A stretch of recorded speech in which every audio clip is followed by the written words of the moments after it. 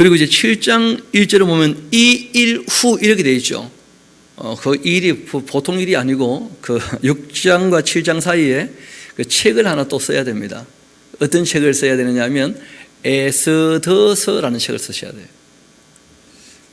그 1차 포로 기한이 536년에 있었는데 이제 7장 이야기는 457년, 458년 이때쯤 이야기거든요. 그러니까 그 기간이 한 80년 가까이 되는 거예요. 그 기간 동안에 있었던 사건이 있습니다. 그 사건이 있었던 일 후에 그런 얘기예요. 성전 건축되고 바로 또 에스라가 2차 포로 기한이 있고 전혀 그런 게 아닙니다. 지금 성전까지 건축이 되었는데 문제는 바벨론에 있던 유대인들이 요지부동이라 안 돌아온다는 거예요. 하나님께서 정말 원하시는 것은 성전이 세워지는 것도 세워지는 것이지만 이스라엘 성읍의 그 성곽이 세워지지 못할 정도로 큰 성읍을 이미 계획하고 계시고 천사들을 보내가지고 일을 이미 다 하고 계시는데 하나님께서 일하시고 천사들이 일을 해도 사람들을 통해서 하시는 일들은요, 사람들이 순종을 안 하면 안 되고 마는 거라 그냥. 그게 하나님 입장에서는 그게 너무 안타까우신 거죠. 그래서 이스라엘 백성들 좀 일깨우기를 원하셨는데 그 정신 못 차리는 거예요. 그래서 이제 그 바벨론에 유대인들이 남아있어 봤자 하나님 입장에서는 별로 의미가 없는 거라. 그래가지고 그냥 다 진멸하려고 했던 그런 일이 있었다는 거예요. 그래서 또 이제 하나님의 사람들이 또 몇 있어서 그 일에 대해서 이제 잘 무마가 되어지면서 그 일로 이제 정신 차리고 돌아오게 된 일이 이제 2차 포로 귀환의 역사이거든요. 그러니까 에스더서를 볼 때 그 시대적 배경을 감안하지 않고 우리는 자꾸 그 에스더하고 모르드게를 주인공으로 보려고 하는데 여러분 성경에는 하나님이 주인공이십니다. 하나님이 어떤 분인지를 우리에게 계시하시는 거예요. 그리고 어려움에서 건짐을 받았다 하는데 관점을 두는데 좋은 관점일 수는 있는데 온전한 건 아니에요. 구원에 거기다가 방침을 찍으면 안 됩니다. 그럼 대체 어쩌다가 빠지게 된 거예요? 건져주시기는 건져주시는데 사람이 어쩌다가 거기 빠지게 되었냐고 대체. 그 먼저 있었던 역사를 봐야 될 거 아니에요. 하나님의 구원의 그 능력만 자꾸 얘기하면서 구원하는데 그거는 굉장히 이기적이고 굉장히 편향적이고 편협적이고 굉장히 부족한 내용입니다. 실제로 어디에 빠지는 것 자체가 문제예요. 건져주시는 것은 전능하신 하나님이 건져주시는데 왜 거기 빠졌냐는 거예요 대체. 그래서 그 역사를 먼저 살펴서 바벨론에서 돌아올 사람이 돌아오지 못했기 때문에 큰 어려움 당하게 되었고 그리고 거기에서 하나님께서 그들에게 하나님은 어떤 분인지를 알려주시고자 그들을 다시 건져주시면서 돌이키기를 원하셨다 하는 하나님 입장에서 그 원목적, 기록된 목적을 좀 생각하고 읽어야 돼요. 그런데 미리 말씀드립니다만은 그런 일이 있었지만 2차 포로 기한 때도 그리 많은 사람이 돌아온 것은 아니었습니다. 그러니까 이미 그 역사를 봤을 때 안 될 게 많이 보이는 거예요. 그래서 결국은 출애굽의 역사가 그 바벨론 포로로 끝나버리고 하나님이 새로운 일을 시작하셔서 출바벨론 역사로 말미암아 이스라엘 백성이 제사장 나라 역할을 감당하기를 원하셨지만 그러나 결국 바벨론에서 돌아오지 않고 지금으로 말하면 세상 물결이죠. 바벨론 좋아가지고 그냥 거기 다 휘쓸려 가버렸기 때문에 결국은 안 되고 말고 그렇게 해서 구약 자체가 끝납니다. 이스라엘의 그 사역과 그 사명은 거기까지 하고 끝나고 만 거예요. 그리고 정말 중요한 그 일이 하나 있기는 하죠. 이스라엘 나라를 통하여 그 이스라엘 백성들에게는 메시아였겠지만 그 우리 인류에게는 구세주가 오시는 것이죠. 예수님께서 이스라엘 나라를 통해서 이 땅에 오시는 일이 굉장히 중요한 일이었기 때문에 그 일이 이제 그 400년이 지나고 있게 되는 것입니다. 그래서 우리 그 6장과 7장 사이에 에스더서 같이 한번 가보도록 합시다. 에스더서. 기록은 이제 그 어려움이 다 지나고 난 다음에 기록이 되었으니까 당연히 이제 그 에스더서 마지막에 보면 그 큰 위기가 다 지나갔다 하는 내용으로 이제 마무리되어져 있죠. 그 어디의 이야기냐? 그 페르시아의 수상궁에서 있었던 일입니다. 그 기록은 예루살렘에서 기록했을 가능성도 있어요. 그 2차 포로 기간 때 돌아왔던 사람들이 우리가 이런 일들을 겪었기 때문에 돌아오게 되었다 하고 이제 그 알려줄 필요가 있어서 기록되었을 가능성도 있다는 것입니다. 누가 그 실제로는 우리가 기자는 누군지 모릅니다. 저자는 하나님이 확실한데 성령님께서 그 모르드게일 수도 있고 아니면 유다의 어떤 역사가일 수도 있고 그 기자는 우리가 누군지 명확히 알 수 없습니다. 누구에게 2차 포로 귀환의 역사가 있었다고 한다면 남아있는 사람들에게 돌아가야 되지 않는가 하는 얘기를 하고 싶었던 것이죠. 이렇게까지 하나님께서 우리가 남아있기를 원치 않으시는데 이제는 돌아가야 되지 않는가, 그 얘기를 하고자 기록이 될 가능성이 있습니다. 그리고 무엇을 기록했는가? 그 유대인들이 큰 어려움을 당했다는 거예요. 그리고 역사적 배경은 그 어려움 당하게 되었던 이유가 있죠. 바벨론에 남아 있었기 때문에. 그런데 하나님께서 건져주셨다는 거예요. 그런데 놀랍게도 에스더서에는 하나님이나 여호와라고 하는 이름이 전혀 나오지 않아요. 그럼에도 하나님의 그 손길이 너무나 확실하기 때문에 이것이 성경으로 인정이 되는 것이죠. 그리고 그 이야기를 보면 기승정결 그 구조가요 너무나 확실한 문학적 작품의 아주 명료한 그런 구조를 이루고 있습니다. 그래서 누군가가 의도적으로 그 구성을 해가지고 있었던 역사를 정리했다는 것을 알 수 있죠. 왜? 하나님이 어떤 분인지와 이후에 있게 되는 그 절기, 이스라엘 백성들은 절기라는 게 굉장히 중요하거든요. 왜냐하면 절기를 맞이할 때마다 하나님께서 자신들을 위하여 어떤 일을 하셨는지를 아는 거예요. 유월절 하면 애굽에서 어떻게 하신 겁니까? 불러내신 것이다. 오순절 하게 되어지면 하나님께서 시내산에서 우리에게 율법을 주셨다. 그리고 이제 오순절과 함께 겹치는 게 있죠. 그렇죠? 그게 뭐냐면 맥추, 실제로는 밀과 보리를 추수하게 되어지는 그 기간이기도 한데 하나님께서 우리에게 양식을 주신 것이다. 또 수장절 하는 것도 우리에게 1년 동안 먹을 수 있는 그 양식, 특별히 이제 수장절에는 그 포도주라든지 그 올리브 기름을 다 짜서 저장을 하게 되는데 하나님께서 우리의 삶에 필요한 모든 것들을 이렇게 주시는 것이다. 그런 것이고 또 부림절 하게 되는 것은 우리가 바벨론에 있다가 다 죽을 뻔했는데 하나님께서 우리를 다시 건져주시고 살려주셨다. 그러니까 우리에게는 사명이 있다. 이런 것들, 이 절기라고 하는 것이 하나님 하신 일들에 관하여 기억나게 하고자 기념케 하는 것이죠. 그래서 부림절의 그 기원을 얘기하고 있는 거예요. 그래서 부림절을 맞이할 때 하나님께서 자신들에게 어떤 은혜를 입혔는지 하는 은혜에만 그 방점을 찍으면 안 됩니다. 유대인들은 여전히 그 은혜로만 생각을 하는데 은혜를 왜 베푸셨냐? 그 사명이 있다는 게 사명. 여러분 우리에게 자유를 주셨잖아요. 자유를. 그러니까 나는 자유다 하고 끝나면 안 된다는 거예요. 항상 뒤에 따라오는 말이 있어요. 그러니까 사랑으로 종노릇 하자. 우리에게 왜 자유를 주셨겠느냐? 우리가 인격적으로 양심을 좇아 정말 진리와 사랑을 따라 살아야 되지 않겠나? 거기에 대한 이야기까지를 해야지 되는 것이겠죠. 그래서 우리 에스더서 같이 한번 읽어보고자 하는데 한번 봅시다. 에스더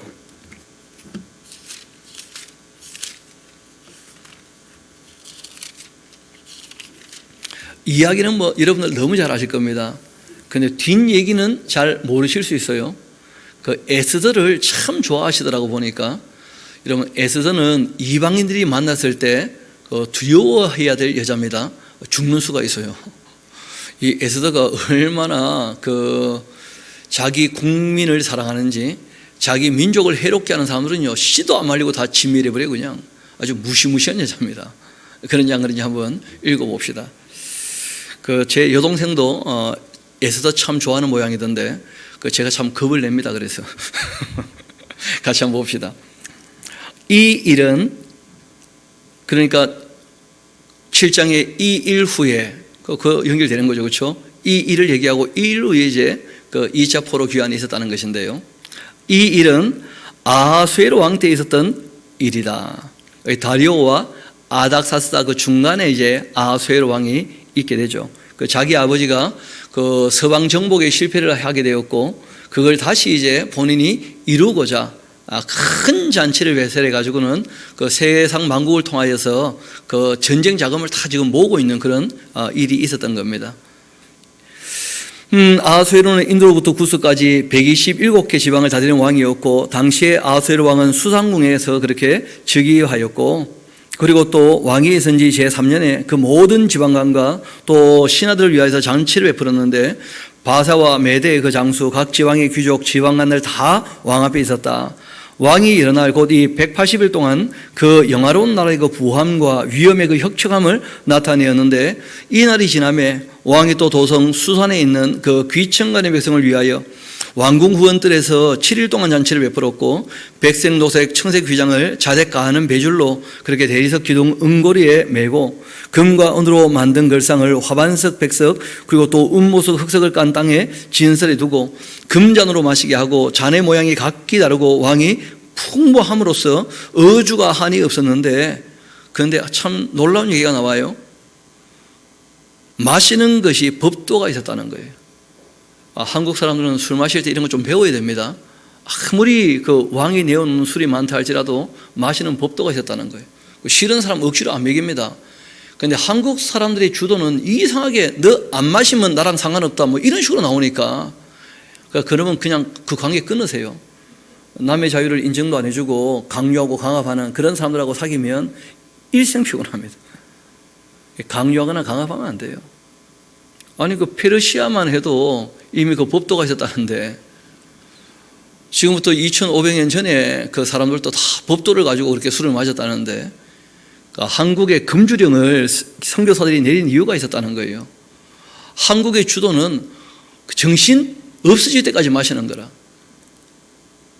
아니, 기분 좋으려고 마셔야 되는데 정신이 나가버리니까 그런 식으로 마시면 안 되는 거죠. 뭐. 그래서 제가 봤을 때는 안 마시는 게 제일 잘하는 것이고 그리고 성경은 하나님의 그 종들이라면 술에 임박히지 말아야 한다. 그걸 아주 명확하게 말씀을 하십니다. 그래서 법도가 있었다. 사람으로 억지로 하지 않게 했다. 이는 굉장히 중요해요. 그래서 페르시아는 진짜 제국이 될 만한 그런 조건을 갖추고 있는 거예요.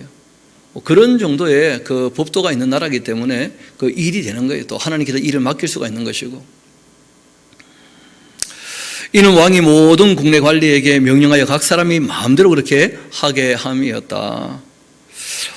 한편 왕후 와스디도 아하수에로의 왕궁에서 여인들을 위하여 잔치를 베풀었는데 제7일쯤 되자 왕이 중이 일어나가지고 어전넷이 무만과 또 비스다와 하르보나와 또 이 빅다와 아박다와 또 이 세달과 가르가스 7사람을 다 명령해서 그 왕의 그 측근 7명, 7모사하는 그런 인물들이죠.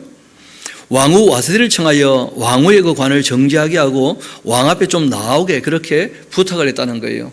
왕이 막 기분이 좋으니까 남자 여자 따로 이제 잔치를 하고 있는데 자기 부인이 한번 와서 인사해 주기를 그렇게 왕이 바라는 거예요. 또 왕 입장에서는 자기 부인이 너무 아름다웠던 모양이죠. 그래서 이제 트로피처럼 부인을 여기는 그런 또 입장이 있는 거죠. 뭐.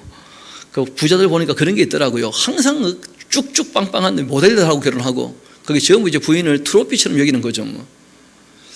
사랑이 아니면 별로 의미가 없습니다. 제가 봤을 때는.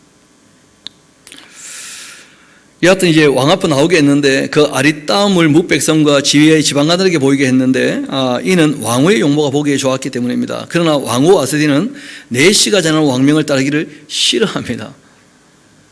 참 부인도 참 부인이죠. 그렇죠? 아니 한번 와서 인사하자면 또 인사하고 가면 될 텐데 그런데 이 인사 나도 자존심이 있지 하면서 나도 자유다 하면서 그러면 안 됩니다. 부부간에는 이렇게 되어 있습니다.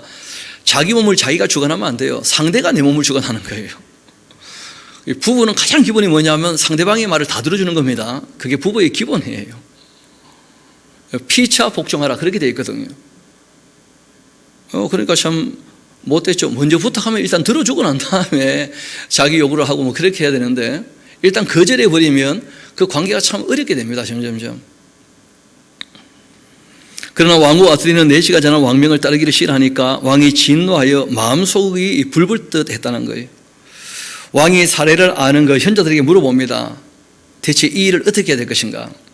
그 왕의 규례와 법률을 아는 자들에게 묻는 전례가 있었는데, 그때 왕에게 가까이 하여 왕의 그 기색을 살피며 나라 첫 자리에 앉은 자 이 바사와 메대의 그 7지방관 곧 이 가르스나 그리고 이 세달 아드마다 또 이 다시스 또 이 메레스 마르스나와 또 무브간인데, 왕후 이 와스디가 내시가 전하는 아하수에로 왕의 명령을 따르지 아니하니 그래도 하면 어떻게 처리해야 될 것인가 하고 얘기를 했더니, 술 먹고 기분 나빴던 거죠. 왕이. 그 무브간이 이제 왕과 지휘관 앞에서 대답을 합니다. 여러 사람 얘기를 했지만 이 무브간의 말이 그 제일 옳았다, 그렇게 얘기가 된 것이죠. 이르되 왕후 와스디가 왕에게만 잘못한 것이 아닙니다. 국모인데, 그렇죠? 나라의 모든 여인들의 어떻게 보면 본이 돼야 되는 그런 여성인데, 이렇게 부부 간에 그 서로 간의 말을 안 들어준다면 이거 참 골치 아픕니다. 아하수에로 왕이 각 지방의 관리들과 뭇 백성에게도 잘못한 것입니다. 아하수에로 왕이 명령하여 왕후 아스디를 청하여도 오지 아니했다 하는 왕후의 그 행위의 소문이 모든 여인들에게 전파가 된다면 그들도 그들의 그 남편을 멸시하지 않겠습니까? 그러니까 오늘이라도 바사와 메대의 귀부인들이 왕후의 행위를 듣고 왕의 모든 지방관들에게 그렇게 말하리니 멸시와 분노가 많이 일어날 겁니다. 2000년, 500년 전이나 지금이나 남자들이 제일 겁내는 게 뭐냐면 부인의 멸시예요.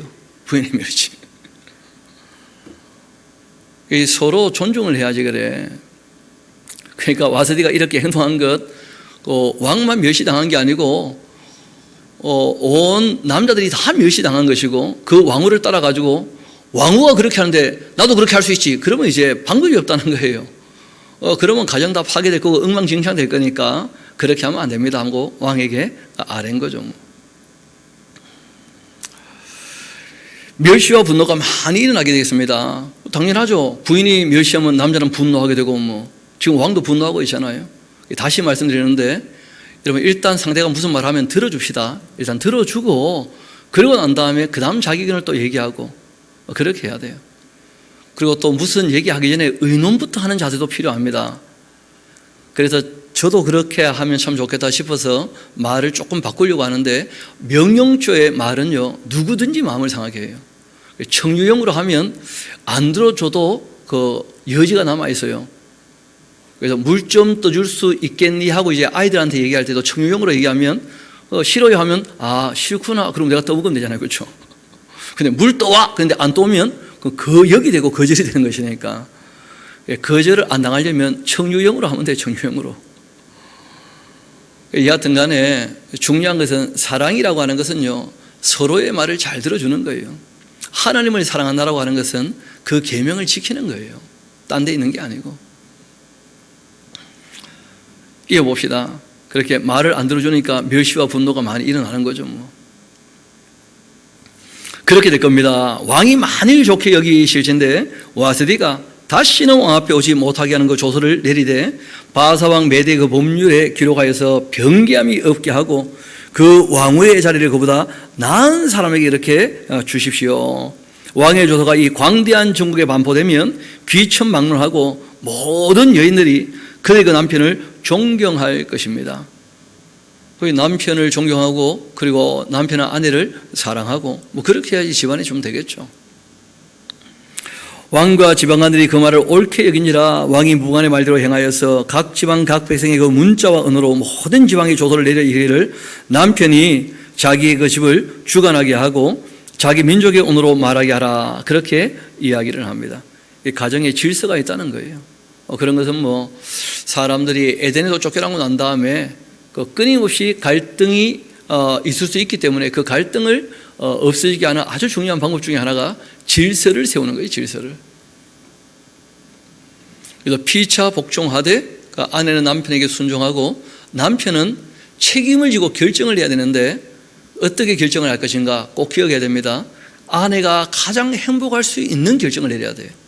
가정이 가장 행복할 수 있는 결정을 내려야 돼요. 가정이 가장 평안할 수 있는 결정을 내려야 돼요. 그러니까 그 남자도 무책임하게 자기 좋을 대로만 결정을 내려버리면 그 지방도 엉망이 됩니다. 우리는 질서만 자꾸 생각을 하는데 실제로 질서에는 남자의 그 책임이라는 게 따라와요. 항상 아내의 순종과 남자의 책임, 이런 게 가장 기본적인 가정의 구도죠. 이어봅시다. 그 후에 그 아하수에로 왕이 노가 그치게 됩니다. 그 분노는 시간 지나면 다 깔아앉기 마련이죠.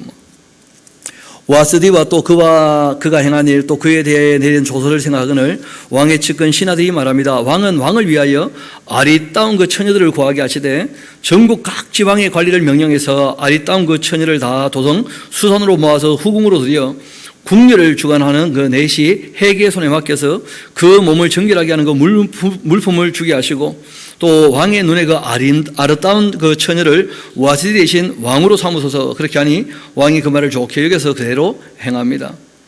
도성수산에 한 유대인이 있었는데 이름은 모르드게라 하는 사람이었습니다. 그는 베냐민 자손인데 기스의 증손이고 시므의 그 손자고 야일의 아들이고, 또 전에 바벨론 왕 느부갓네살이 예루살렘에서 유다 왕 요고냐와 백성을 사로잡아 갈 때 모르드게도 함께 사로잡았다 그러는데, 그러면 모르드게 나이가 150살쯤 되어져요. 그럼 너무 많지 않습니까? 그래서 이 번역을 할 때 그 앞에 나왔던 그 사람들이 이제 잡혀왔고 그들의 후손이 모르드게다, 이렇게 보는 것이 나을 겁니다. 그렇게 번역할 수 있는 여지가 얼마든지 있거든요.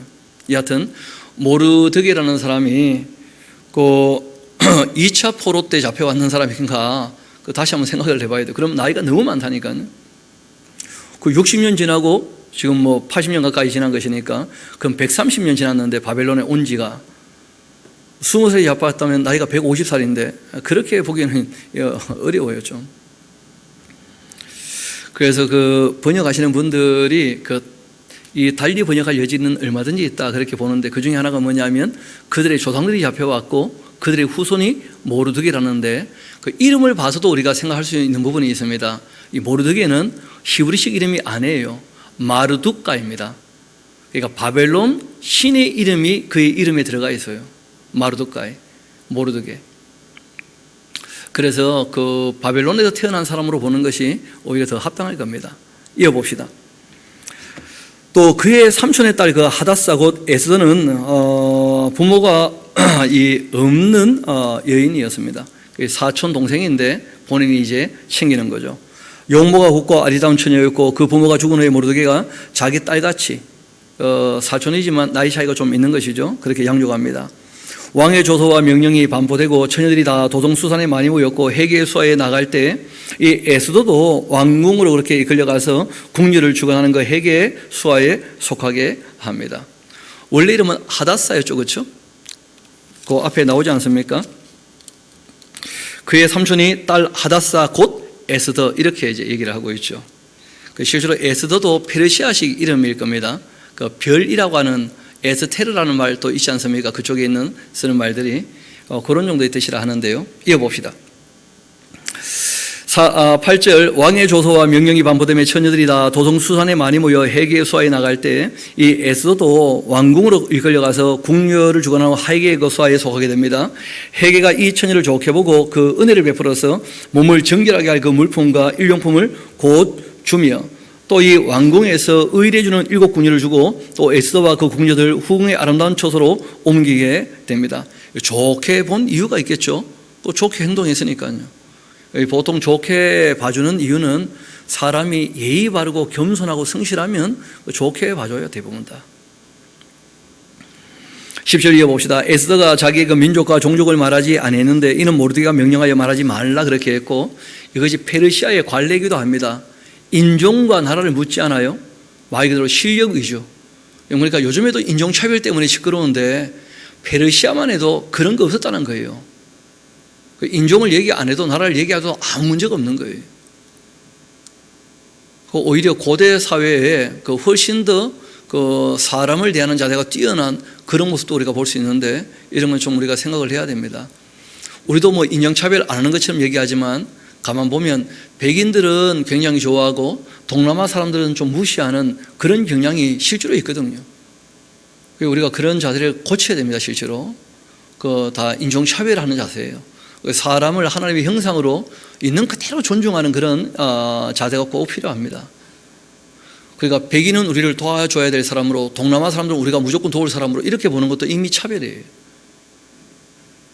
그래서 문화의 발전이나 돈의 유무와 상관없이 사람은 사람 자체로서 존중받아야 돼요. 사람 자체로서. 그런 부분들이 우리가 지금 아직도 잘 훈련이 안 되어 있어서 문제가 좀 되고 있고, 실제로는 우리가 같은 동족 안에서도 아파트 평수 가지고 사람들을 또 차별해버리니까 이게 지금 너무 심각한 거예요. 지금 어떻게 이 자본주의, 돈이 이 주인이 되다 보니까 사람이 존중받지를 못하는 거예요. 또 학교 가지고 사람을 또 다 그냥 등수를 나눠버리니까 이 뭐가 크게 잘못된 겁니다. 그런 거 다 우리가 좀 주의할 필요가 있습니다. 사람은 있는 그대로 존중받아야 된다. 그리고 많이 가졌고 똑똑하다면 하나님께도 많이 맡기셨으면 많은 걸 요구하실 거예요. 자기가 할 일이 많은 거지 뭘. 그런 거 가지고 뭐 으스대고, 우리가 예레미야서 9장에서 봤지 않습니까? 부요함에 대해서, 지혜에 대해서, 권력에 대해서 그건 자랑할 게 아니라는 거예요. 그건 하나님께서 맡기진 달란트라면 자기에게 주어진 것을 가지고 성실하게 일을 해야죠. 예의 바르고 겸손하게. 하나님 어떤 문제를 바르게 안다면 사람을 대하는 자세가 달라질 거다 하고 성경 끊임없이 우리에게 말씀하셔요.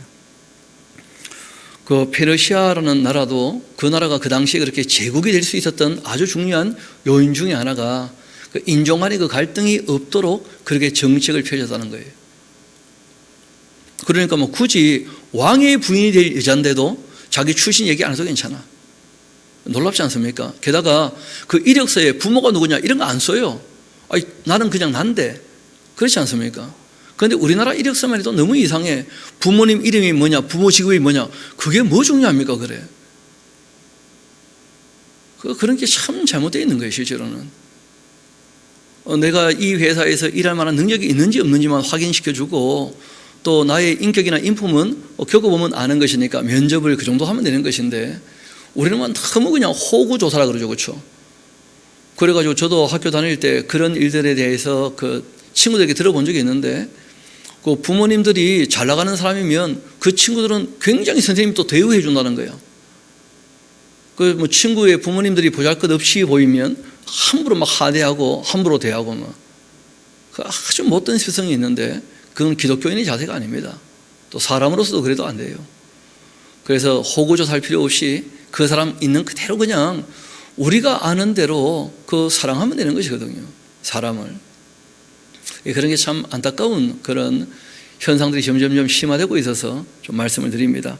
교회 안에서도 마찬가지죠. 뭐 야고보 사도를 보게 돼, 야고보 선지자죠. 예수님의 동생 야고보가 얘기한 것이, 부자가 오면 막 앞자리에 앉으시라 그러고, 가난한 사람이 오면 뭐 오든지 말든지 뭐 이런 식으로. 그러니까 뭐 교회 재정에 보탬이 되냐 안 되냐 이런 식으로 성도를 대한다면 그게 말이 되겠냐는 거예요. 오히려 부자는 청구하기 어렵다는데 그래요. 우리가 좀 생각을 해야 됩니다. 사람이 사람 자체로 존중받을 수 있게 우리가 그런 거 조심해야 돼요. 그러니까 우리가 자꾸 묻지 맙시다. 어느 학교 다니냐? 한마디 하세요. 알아서 뭐 하게요? 꼭 대답하세요. 그래. 그런 거 묻지 마요. 너 부모님 뭐 하시냐? 그런 거 묻지 마요. 그냥 있는 그대로 그 사람을 사랑해 주면 돼요. 그 참 이 페르시아가 제국이 되었던 그 동력 중에 하나가 그런 거예요. 전혀 인종적으로 차별하지 않았다는 거예요. 심지어는 부모가 누군지도 안 물어봤다는 거예요. 왕후가 될 사람인데. 대단하지 않습니까? 왜냐하면 이미 왕이요, 왕으로서 자신이 있는 거야. 그러니까 그 부인되는 그 뒷배경이 왕에는 관심이 전혀 없는 거예요. 그러니까 정말 자신이 있는 거죠. 우리가 자기 인격을 스스로 잘 다듬어서 그냥 사람을 있는 그대로 사랑할 수 있도록 그렇게 하는 것이 잘하는 것일 겁니다. 이어서 봅시다. 10절 그 에스더가 자기의 민족과 종족을 말하지 않았는데 이는 모르드게가 명령하여 말하지 말라 했기 때문이었고, 모르드게가 날마다 후궁들 안에 왕래하면서 에스더의 그 안부와 어떻게 될지를 알고자 했는데, 처녀마다 차례대로 아수에로 왕에게 나아가기 전 이 여자에 대하여서 정한 규례대로 12달 동안 행하되 6달은 몰약 기름을 쓰고 6달은 향품과 여자에게 쓰는 그 다른 물품을 써서 몸을 정결하게 하는 기한을 마치게 합니다. 대단하죠. 왕을 만나려면 6개월 동안 몰약, 또 6개월 동안 향품 가지고 목욕을 해야 겨우 만나. 처녀가 왕에게 나갈 때 그가 구하는 거 다 주었는데 후궁에게 왕궁으로 가지고 가게 그렇게 해서 왕 앞에서 한번 예쁨을 한번 떨어보라는 거죠. 저녁이면 갔다가 아침에 둘째 후궁으로 또 돌아와 비빈을 주관하는 넷이 사스가스의 그 수하에도 속하고, 왕이 그를 기뻐하여 그 이름을 부르지 않으면 다시 왕에게 나가지 못하는, 참 여자들도 그 기구한 삶을 사는 거죠, 어떻게 보면. 모르드게가 삼촌 아비하일의 딸고, 모르드게가 자기의 딸같이 양육하는 에스더가 차례대로 왕에게 나갈 때 궁리를 주관하는 그 넷이 헤게가 정한 것 외에는 다른 것을 구하지 않았다는 거예요. 그러니까 이분도 본인이 명품인 거예요, 어떻게 보면. 그래서 기본만 딱 장착하고 너무 화려하게 안 꾸몄다는 거예요. 너무 화려하면 화려함에 그 감추어져 가지고 그 사람이 드러나지 않을 수가 있어요. 그래서 너무 그렇게 화려하게 할 필요 없는데, 그런 면에서 이 에스더도 참 괜찮은 여자죠. 사람 자체가 아주 명품이었던 모양인데요. 이어봅시다. 모든 보는 자에게 오히려 사랑을 받았습니다. 아수에로 왕이 그 제7년 10월 곧 이 데베돌에 에스더가 왕궁에 인도되어서 들어가서 왕 앞에 서게 되었고, 왕이 모든 여자보다 에스더를 더 사랑함으로써 그가 모든 처녀보다 왕 앞에 더 은총을 얻게 됩니다. 왕이 그 머리에 관을 쓰고 그 와스디를 대신하여 왕으로 삼았고, 그리고 왕이 크게 잔치를 베푸는데 이는 에스더를 위한 잔치였고, 모든 지방관 또 신하들을 위하여서 잔치를 베푸고 또 각 지방의 세금을 면제하고 왕의 이름으로 큰 상을 주었습니다. 이것이 이제 기단락이겠죠, 그렇죠? 이런 배경을 먼저 딱 얘기를 하고, 그리고 이제 처녀들을 다시 모을 때 그 모르드게가 대궐문에 앉아 있었다. 그럼 처녀들을 다시 모을 때 좀 동그라미 쳐놓으세요. 이게 무슨 말이냐면, 왕이 지금 에스더를 사랑하잖아요, 그렇죠?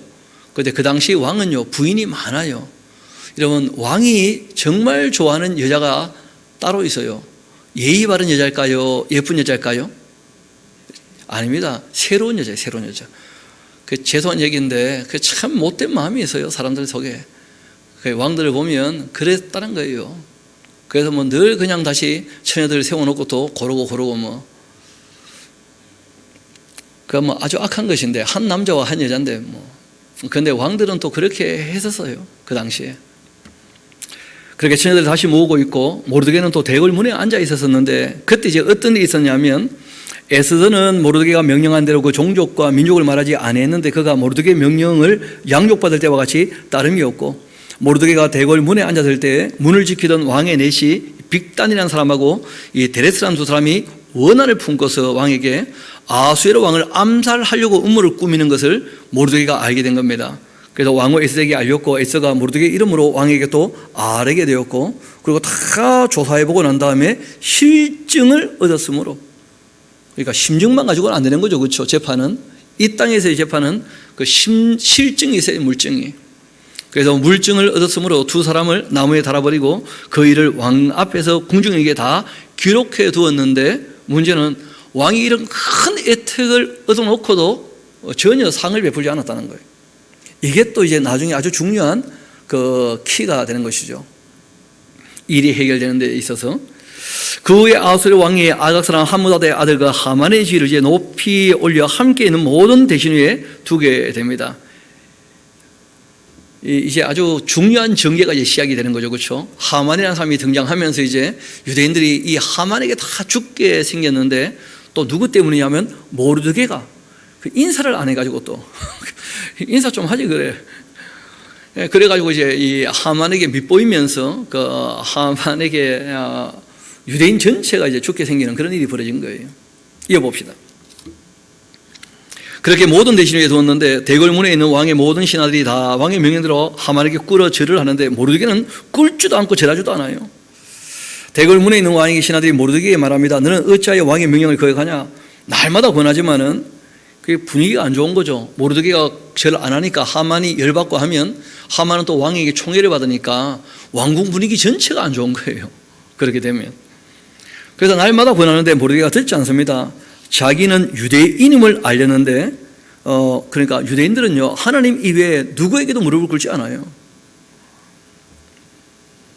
그들이 모르드게의 일이 어찌되나 보고자 해서 하만에게 전합니다. 하만이 모르드게가 무릎을 꿇지 않고 절하지도 아니함을 보고 매우 노하는데 그들이 모르드게의 민족을 하만에게 알리니까 하만이 모르드게만 죽이는 것이 부족하다 생각했다는 거예요. 왜냐하면 모르드게만 무릎을 안 꿇을 겁니까? 유대인은 다 안 꿇습니까? 유대인은 또 다 안 꿇을 거거든. 모르드게처럼. 그게 다 죽이기로 한 거야. 아주 교만방자한 사람이죠, 하만.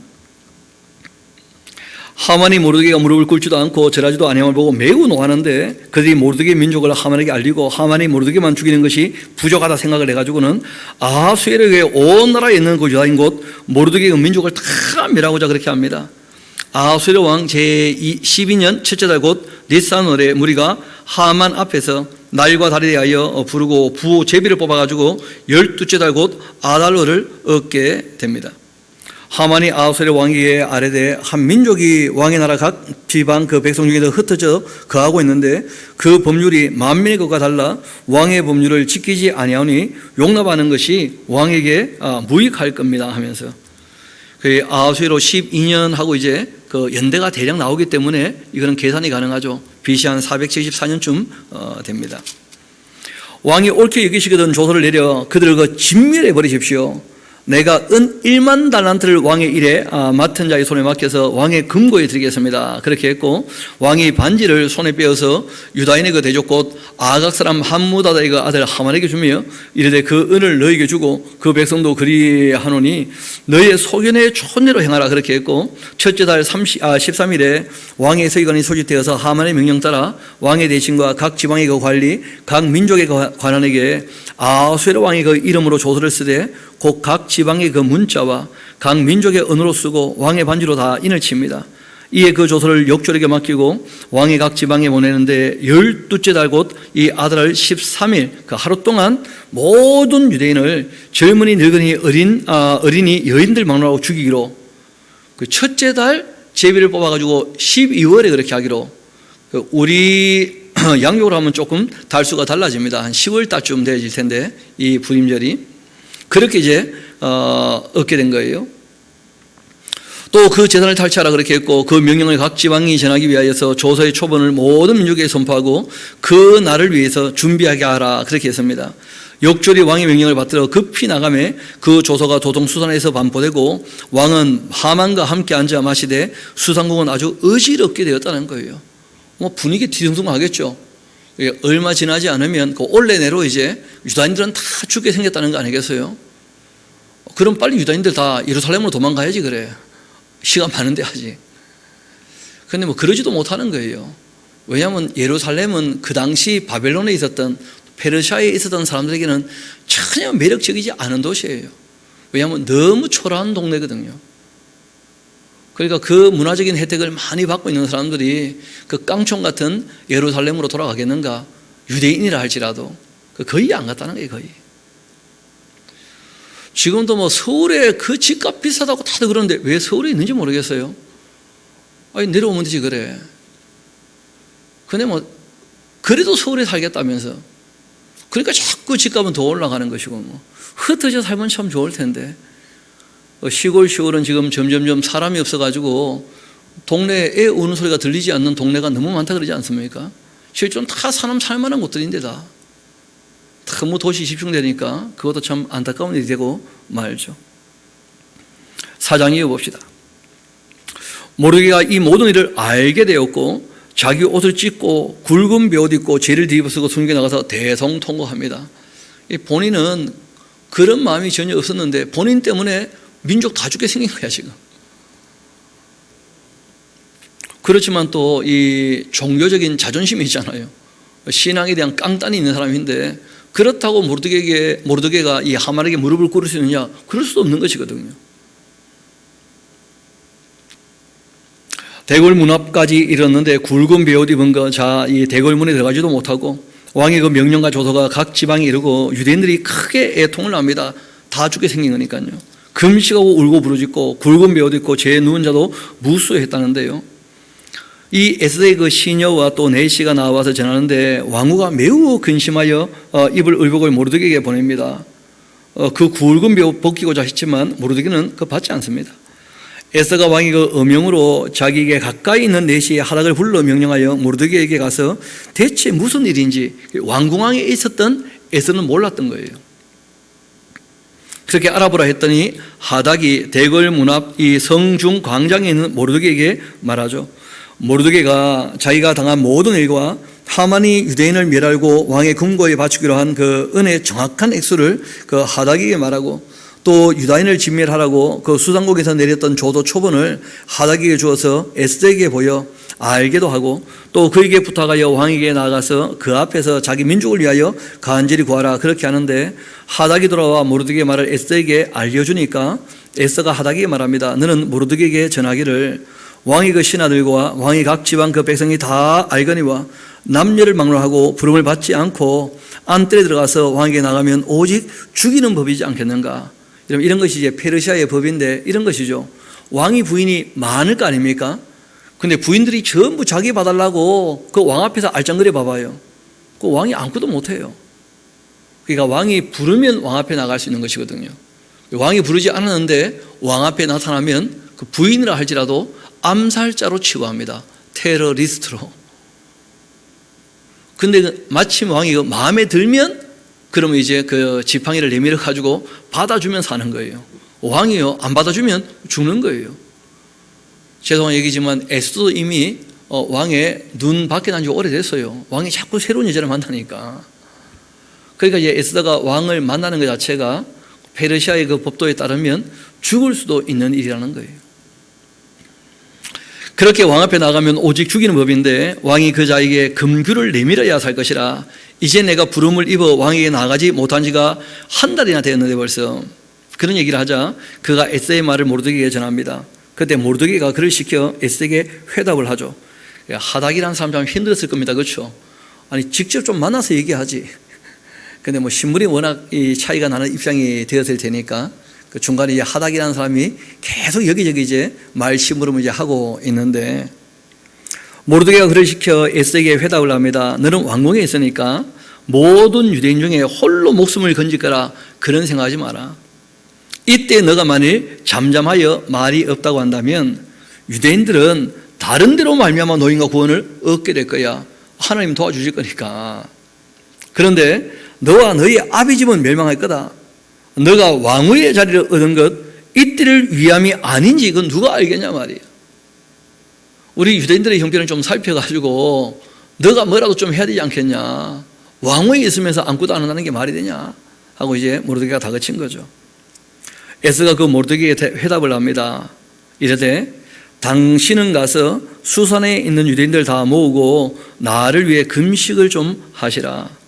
밤낮 3일을 먹지도 말고 마시도 마셔서 나도 나의 시녀와 더불어서 이렇게 금식한 후에 규례를 어기고 왕에게 나아갈 텐데 왕이 규를 안 내밀면 죽을 테니까 내가 죽으면 죽으리이다. 그렇게 하면서 그 민족을 위하여서 개인을 위해서 뭐 소원 성취를 위한 금식 이런 거 아닙니다. 전혀 나라를 위하여 내가 죽으면 죽으리이다. 그런 것이죠.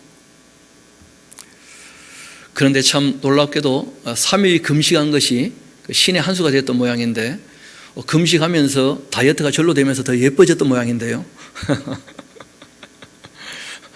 그렇게 되었는지 그 다음 이야기를 봅시다. 모르드게가 가서 에스더가 명령한 대로 다 행했는데 3일이 되었을 때 그 에스더가 왕후의 예복을 입고 왕궁 안뜰 곳 이 어전 맞은편에 섰고 왕이 어전에서 전문을 대하여 왕자에 앉아 있다가 그 앞에 이제 알짱거리고 계시는 에스더를 보게 된 거죠.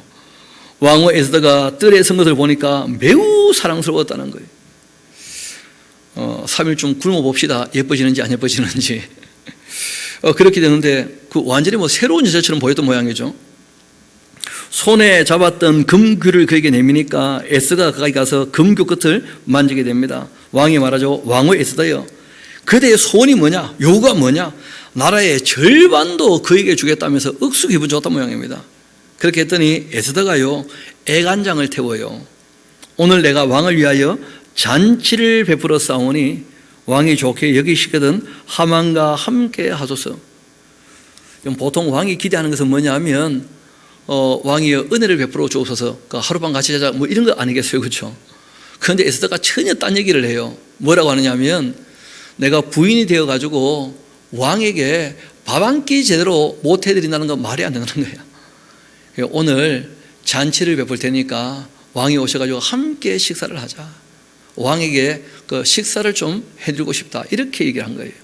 왕이 오니까 너무 기특해 보이는 거죠. 왕이 이르되 에스더가 말한 대로 그렇게 하도록 하라. 그렇게 하고는 하만도 급히 부르라 하고, 예, 왕이 하만과 함께 에스더가 베푼 잔치에 가게 됩니다. 다시. 그렇죠? 죄송합니다.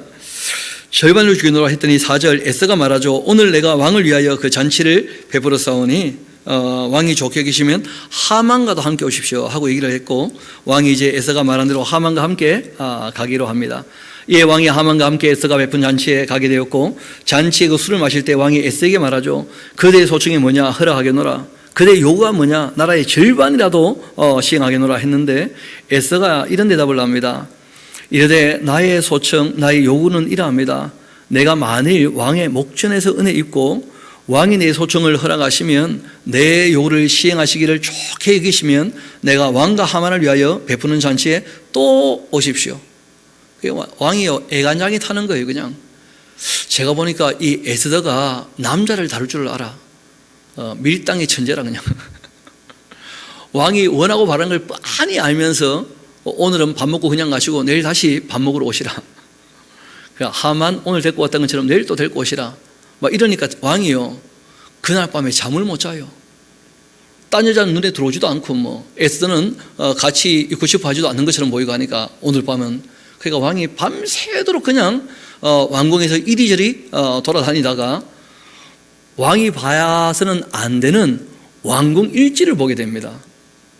그거 참 놀라운 사건이 되는 것인데 이어봅시다.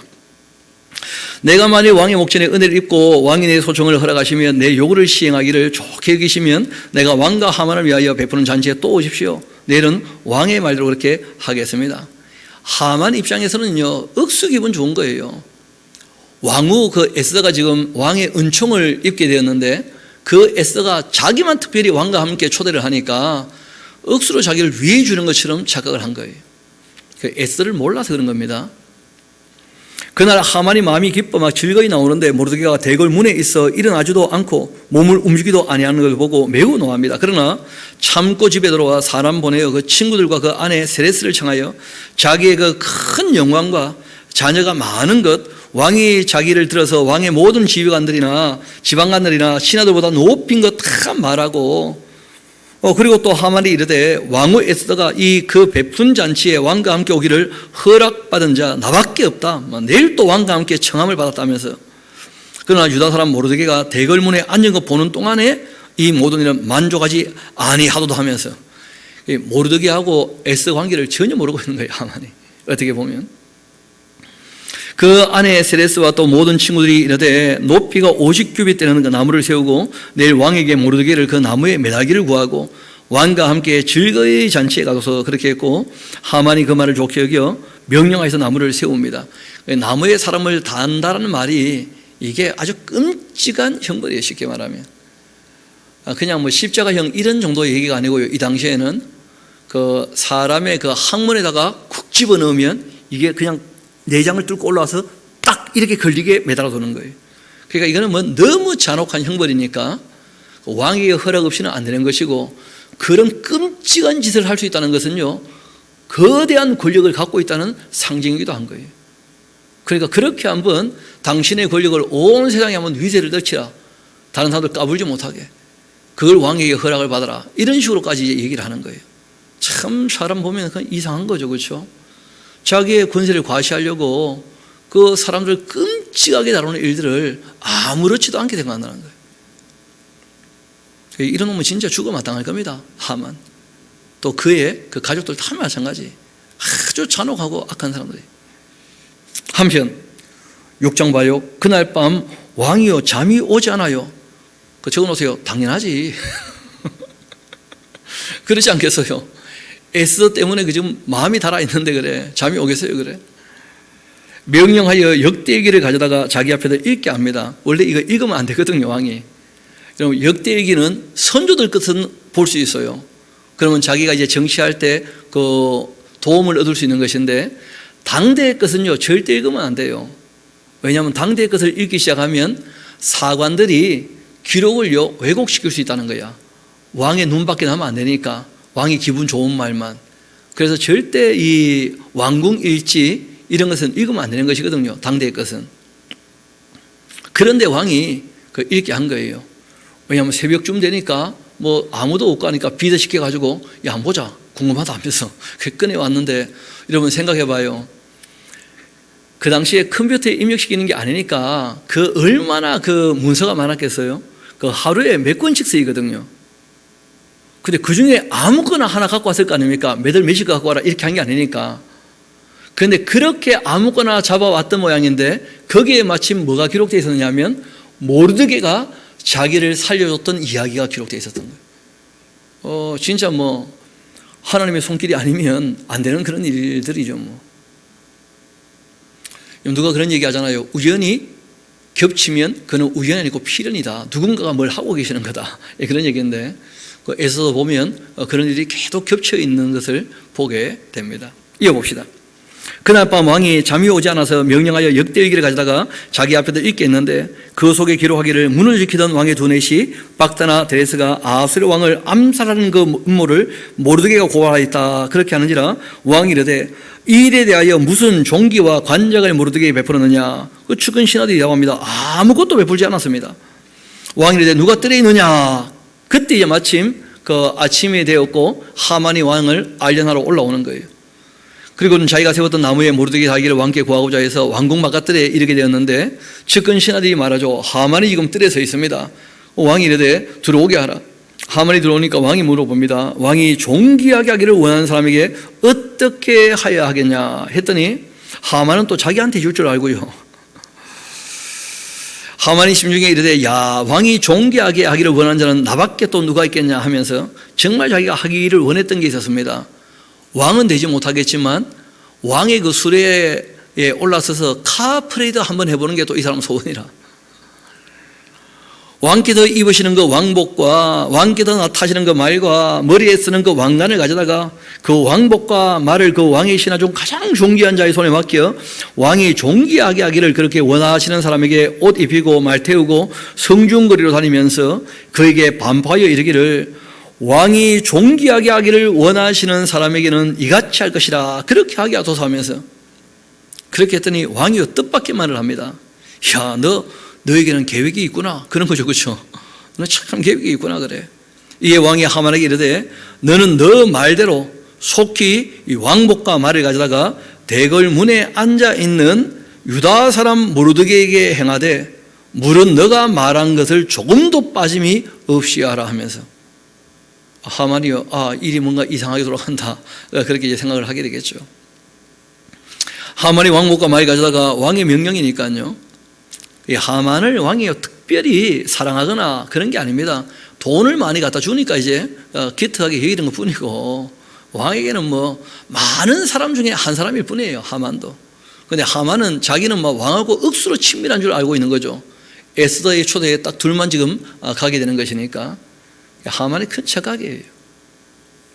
제가 보니까 뭐 대통령과 내가 사진 찍었다는데 대통령은요, 나는 누구와 찍었는지 기억도 안 납니다. 뭐 내가 한두 명 하고 찍습니까? 뭐 늘 그런 거 아니겠어요? 권력의 세계는 그런 것이니까.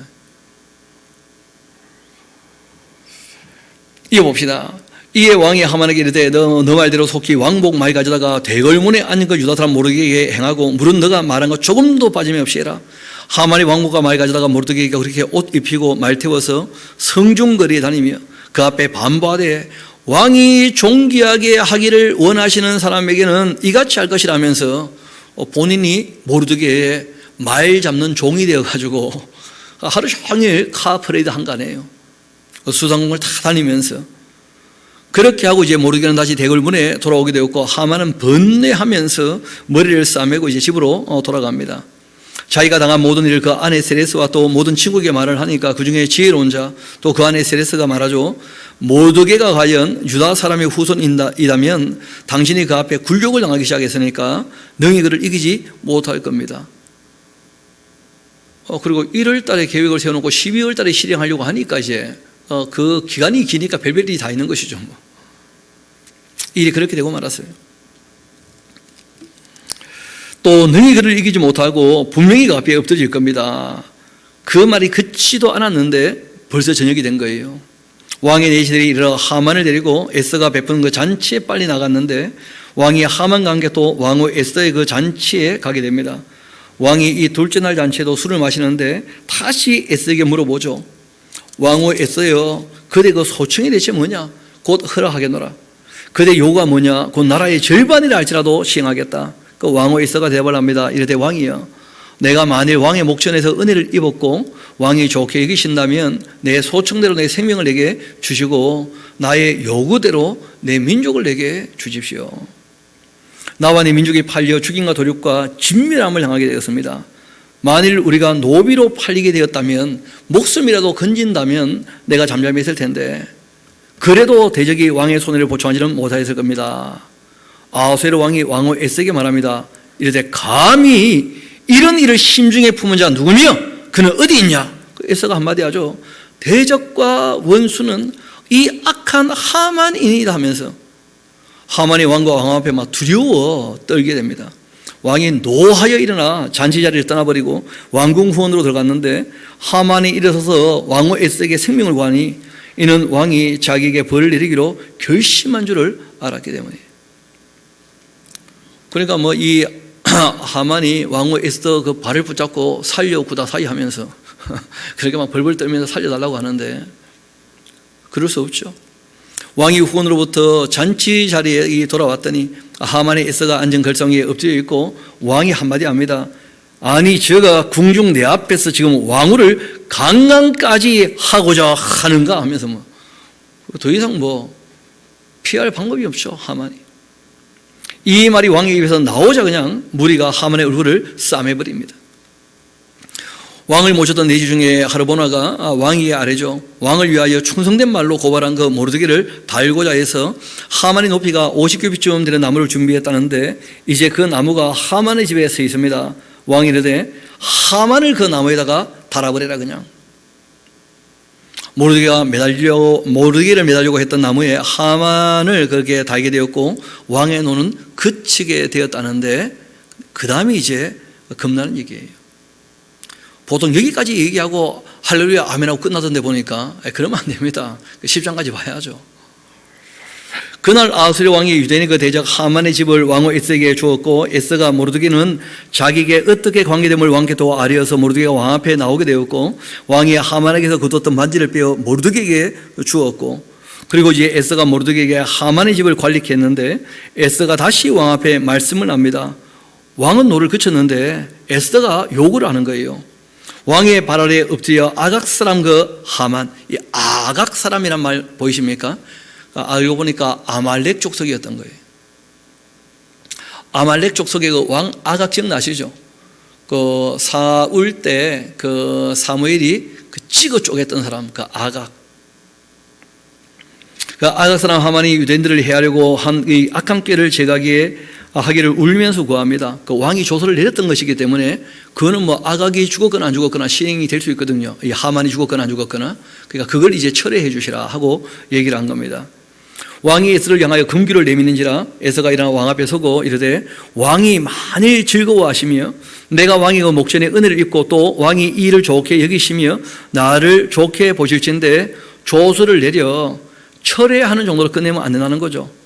아각 사람 이 함므다의 아들 하만이 왕의 각 지방에 있는 유다인을 진멸하라고 썼던 조서를 철회하시고 내가 또 내 민족이 화당함을 참아보며 내 친족의 멸망을 참아보리까 그렇게 했고 아하수에로 왕이 왕후 에스더와 유다인 모르드게에게 이르되 하만이 유대인을 살해하려고 함으로 나무에 매달렸고 내가 그 집을 에스더에게 주었으니까 너희는 왕의 그 명의로 유대인들에게 조서를 뜻대로 쓰고 왕의 반지로 인을 쳐라. 왕이 그 이름을 쓰고 왕의 반지로 인친 조서는 누구든지 처리할 수가 없음이니라. 그렇게 했는데 그때가 시한을 곧 이 3월 23일이었고 그 왕의 그 서기관이 소집되었고 모르드게가 시키는 대로 조서를 써서 인도로부터 이 구스까지 127개 지방 유다인과 대신과 또 지방관과 관원에게 전할 전할세 이 각 지방의 그 문자와 각 민족의 그 언어와 유대인들의 그 문자와 언어로 썼는데 아수르의 왕이 그 명의로 쓰고 왕의 반지로 인을 칩니다. 그 조서를 역도들에게 붙여 전하게 하고 그들은 왕궁에서 길러 왕의 일을 쓰는 준말을 타는 자들이었습니다. 조서에는 왕이 여러 고을에 있는 유다인들에게 허락하여 그들에게 함께 모여 스스로 생명을 보호하고 각 지방의 백성 중 세력을 가지고 그들을 치르는 자들과 그들의 처자를 죽일 수 있게 그렇게 도륙하게 진멸하게 그러고 난 다음에 그 재산을 탈취할 수 있게 허락하는 조서를 내린 거예요. 아하수르 왕이 각 지방에서 아달을 곧 이 12월 13일 하루 동안에 하게 하고 그 조도 초원 각 지방에 전하고 각 민족에게 반포하고 유대인들이 준비하고 있다가 그날 이 대적의 원수를 갖게 했는데 왕의 그 어명이 매우 급해서 역줄이 왕의 일에 쓰는 준말을 타고 빨리 나가 그 조서가 도성수산에서 반포됩니다. 127개 나라로 다 흩어지게 된 거죠. 한편 모르드게는 푸르고 흰 조복이 입고 큰 금관 쓰고 자색가는 백옷을 입고 왕 앞에 나왔는데 수산성이 아주 즐거이 부르며 기뻐합니다. 유다인들에게는 영광과 즐거움과 기쁨과 존귀함이 있게 되었는데 왕의 그 어명이 이르는 각 지방 각 읍에 유다인들이 즐기고 기뻐하고 잔치를 베풀고 그날을 명절로 삼아서 본토 백성이 유다인들을 두려워하여 유다인 되는 자가 많게 되었다는 거예요. 여러분 그 두 가지 이제 일이 있게 되는데 하나는 뭐냐면 유대인들을 두려워해서 유대인들이 믿는 하나님을 믿기로 하는 사람들이 있는데 2차 포로 귀환 때 함께 돌아온 사람들이 있어요. 이방인들 중에서. 반면에 또 어떤 사람들이 있게 되냐면 유대인들이 워낙 잔혹하게 그 하만의 민족을 다 죽여버리니까 유대인들은 가만두면 안 되겠다 해가지고 유대인들을 미워하는 사람들도 많이 생기게 됩니다.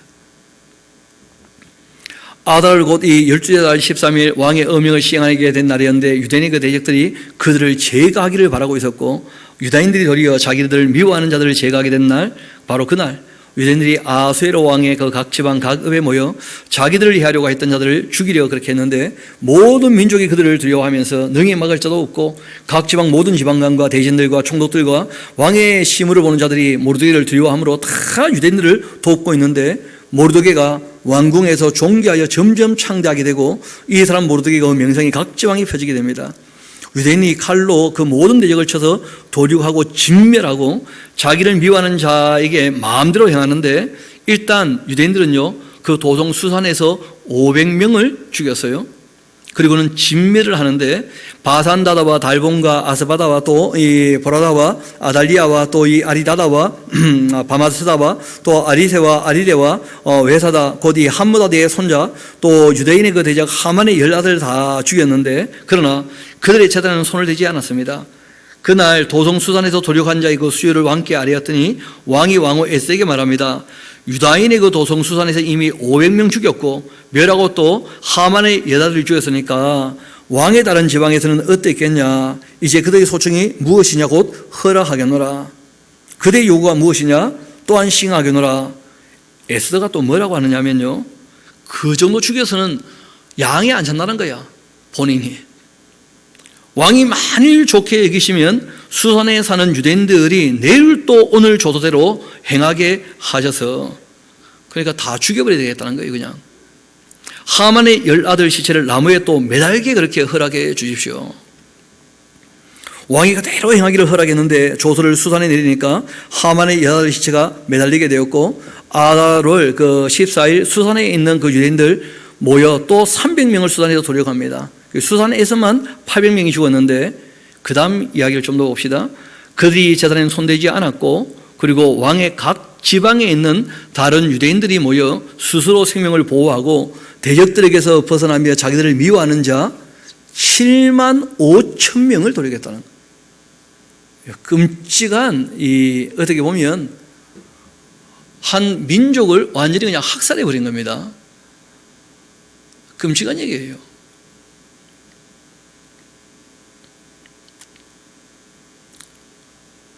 그렇게 7만 5천 명을 도륙하고 그의 그 재단은 손대지 않습니다. 아달월 13일 그 일을 행하였고 14일 쉬며 그날 또 잔치를 베풀고 즐기고. 와, 사람들을 그렇게 죽여놓고 잔치를 하고 막. 그 유대인들 우리가 조심해야 됩니다. 이어봅시다. 수산에 사는 그 유대인들 13일과 14일 모여 또 15일에 쉬며 그날 잔치를 베풀고 즐기고, 그러므로 시골의 그 유대인 곧 이 성이 없는 고을고을에 사는 자들 아달월 14일에 명절로 삼아 잔치 베풀고 즐기며 서로 예물을 주고받고, 모르드게가 이 일을 기록을 했고 아수에로 왕이 그 각 지방에 있는 모든 유대인들에게 원금 막론하고 글을 보내어 이르기를 한 귤에 세워 해마다 아달월 14일 15일을 지켜라. 모르드게가 이제 부림절을 지키도록 그렇게 한 것이었죠. 유대인들 입장에서는 구원을 얻은 날이라는 거예요. 자기들이 하만에게 있어서 다 죽을 뻔했는데 자기들 생각에는 이제 하나님께서 은혜 베푸셔가지고 자기들이 이제 이 하만의 민족을 다 죽게 했다, 그렇게 생각하는 것인데, 실제로는 역사를 조금 더 우리가 거슬러 생각하면 예루살렘으로 안 돌아가고 남았기 때문에 큰 어려움이 당했던 거예요. 이런 일이 있었다면 그때라도 정신 차리고 이제 돌아가야 될 텐데 끝내 안 돌아가고 말았죠. 대부분 다. 그래서 얼마 안 가서 출바빌론 역사는 끝나고 말아요. 그 역사가 별로 이어질 의미가 없다는 거죠, 어떻게 보면. 이어봅시다. 22절입니다. 그렇게 지키라 했고 이날에 유대인들이 대적에게서 벗어나서 평안함을 얻고 슬픔 변하여 기쁨 되고 애통 변하여 길할 날이 되었는데 이 두 날 지켜 잔치를 베풀고 즐기며 서로 예물을 주며 가난한 자를 구제하라, 그렇게 하며 유대인들이 자기들이 이미 시작한 대로 또한 모르드게가 보낸 글대로 계속하여 행하였는데, 곧 이 아각 사람 함므다의 아들 모든 유대인의 그 대적 하만이 유대인을 진멸하기를 꾀하고 부르 곧 제비를 뽑아 그들을 죽이고 멸하려고 했으나, 그러나 에스더가 왕 앞에 나아감으로 말미암아서 왕이 조소내려 하만이 유대인을 해하려던 그 악한 꾀를 그 머리에 돌려보내어서 하만과 그 여러 아들을 나무에 달게 하였으므로 무리가 부르의 이름을 따라서 제비를 뽑았다는 뜻이죠.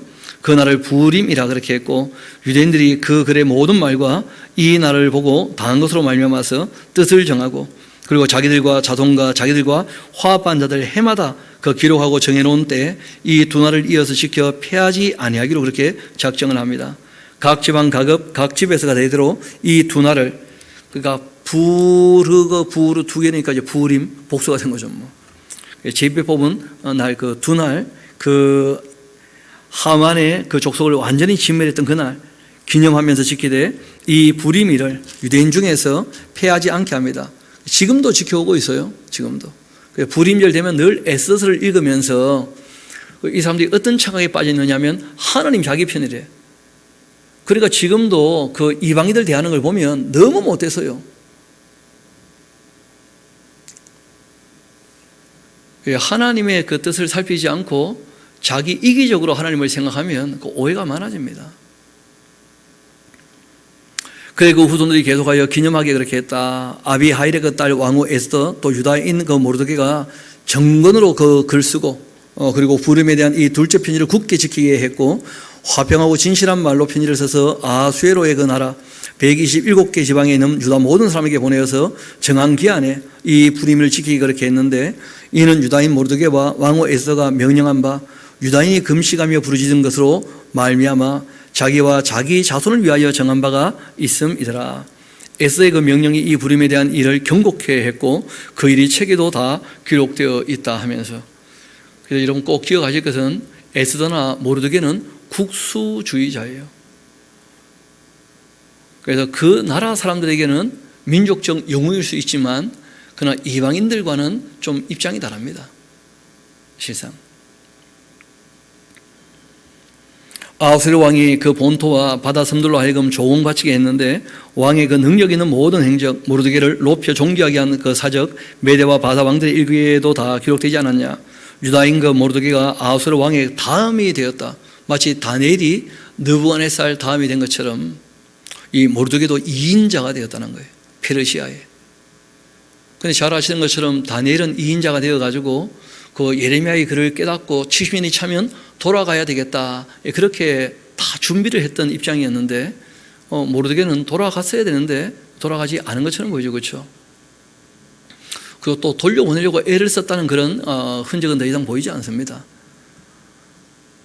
그래서 그 국가적으로서는 대단한 영예인 것은 사실이지만 실상 이번에 대한 평가는 성경에서 더 이상 하고 있지 않아요. 이어봅시다.